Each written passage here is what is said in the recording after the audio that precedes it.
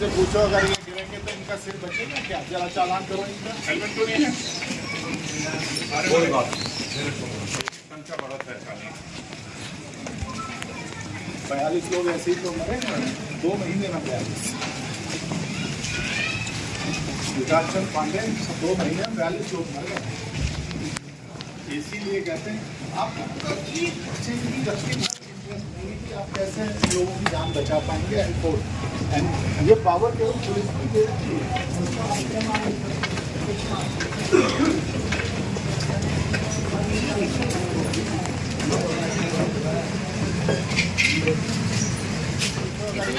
तो इनका सिर बचेगा क्या? जरा चालान करो इनका। हेलमेट तो नहीं है।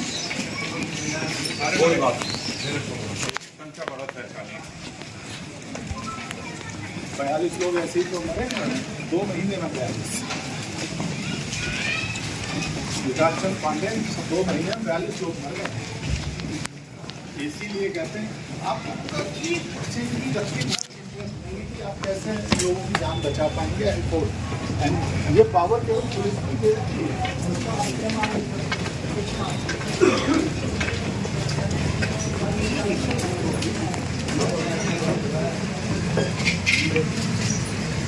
इतना पढ़ने को